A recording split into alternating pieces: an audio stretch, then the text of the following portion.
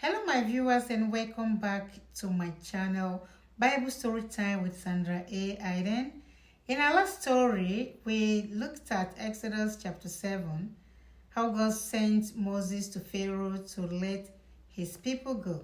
But Pharaoh disobeyed God and didn't yield to the voice of God. And a lot of consequences came along with that disobedience, which is not good. In our today's story, we're looking at Exodus chapter 12, the Lord's Passover. Let's go. None of the terrible things that had happened to Egypt hurt Israel. God said to Moses, "In a few days, you are all to leave Egypt, but ready to go when the time comes." This month is the beginning of the new year for Israel. God went on and said, "I want every family to find a perfect lamb. On the 14th day of the month, they must be killed. And take the blood and put it on your door frame. There must be blood on every door. Then roast the lamb and have a feast together. And after that, be ready to travel.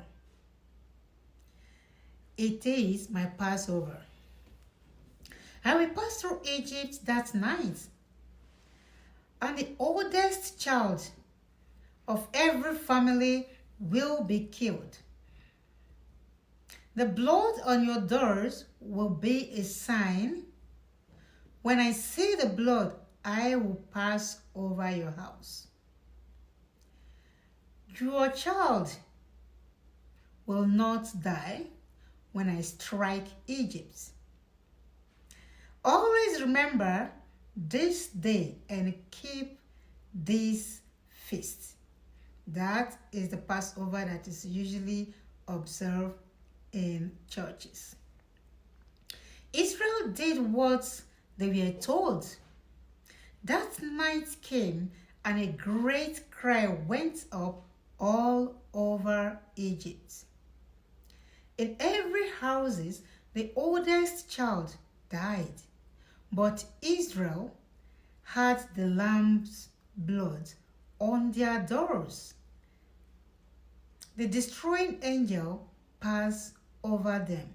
Nothing happened to their children. The question here is, what would happen if there was no blood on their doors? And also, why was this called the Lord's Passover? Write your answer at the comment button below. Let's continue. Pharaoh woke up that night and found his own son dead. All of Egypt was crying in every house. Someone had died in each house. Pharaoh called Moses. "Take Israel." He was angry at Moses and he told him, "Take Israel and get away from my people. Take everything you have and be gone." Israel had lived in Egypt 430 years.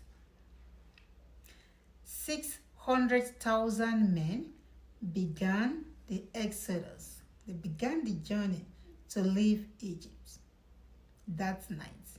Of course, they had their wives and children with them. Their flocks and herds followed. They didn't forget to bring Joseph's coffin. Remember in our previous story in Genesis, Joseph told them to take his coffin back to Israel. So they carried it along. When they came to Canaan, they buried Joseph as promised. God was their leader. Israel could see the Lord ahead of them. In the daytime, there was a great cloud like a pillar. At night, they saw a pillar of fire. So they said, "The God of heaven and earth goes before us." This great nation traveled southeast to the sea. They followed God in the pillar of clouds and of fire. But Pharaoh was sorry. He let them go at last. Who would be his slave? Because he has released them. He led his army after them. Israel faced the Red Sea. Mountains were on each side. Pharaoh and his army were close behind. Then Moses said, "Stand still and see how God will save you." The question here is, why did Israel bring Joseph's coffin? How did God lead Israel? If you follow the story very well, you will see that when you have God by your side, you will never be defeated no matter what. Just trust in Him.